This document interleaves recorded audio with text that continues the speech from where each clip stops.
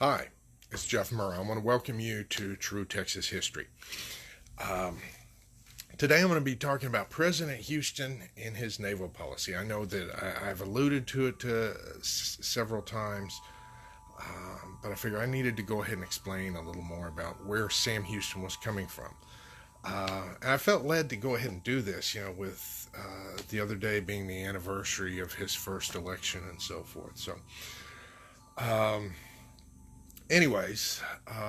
when Sam Houston was elected president of our republic, he had a mess on his hand. The the Mexican government still didn't want to recognize the independence of Texas, although Santa Anna went ahead and signed the treaty. That doesn't mean that the people of Mexico were supportive of it, which they weren't. And there were a lot of U.S. bankers in New Orleans that were not too keen on us being independent.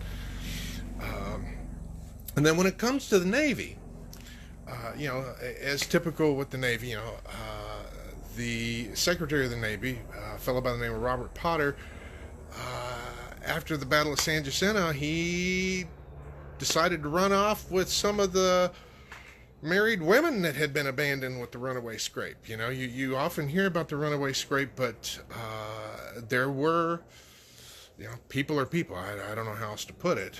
Even in those days, there were some of the unscrupulous types that went ahead and took advantage of the women there.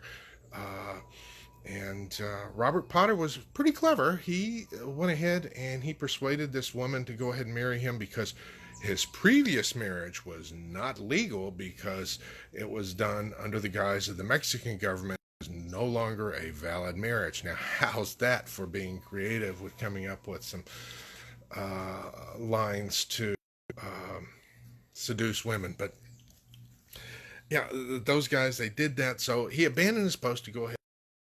So Sam Houston inherited a mess.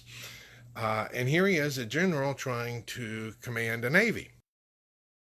That's not a good mix. I mean, generals know stuff about mean that they know how to operate on the sea. His policy had navy operated like the militia. It could be called up as needed. Whenever there's a crisis. That's not very feasible when you have to deal with ships and ships being in ship shape and ready to go at a moment's notice. The second part of his policy was that he believed that a navy ought to operate near its seas. You need to keep them at home. That's why he kept them close to the mouth of the Brown. Policy was to keep them operating there. And that was not the policies because the Mexicans were carrying on all kinds of trade and moving troops between there and the U.S.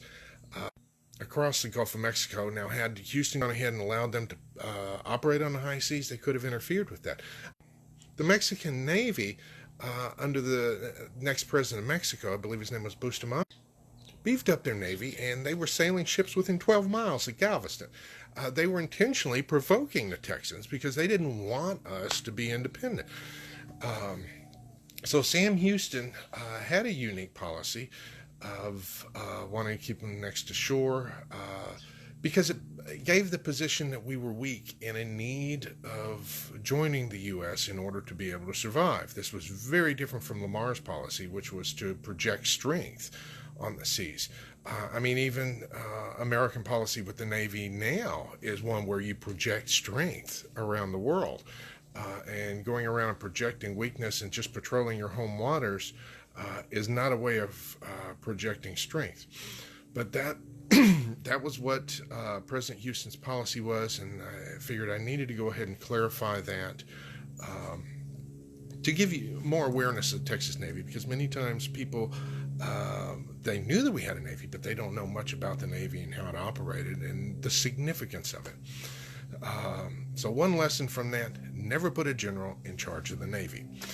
So until next time, I wish you vaya con Dios. Have a great weekend. See you soon. Bye.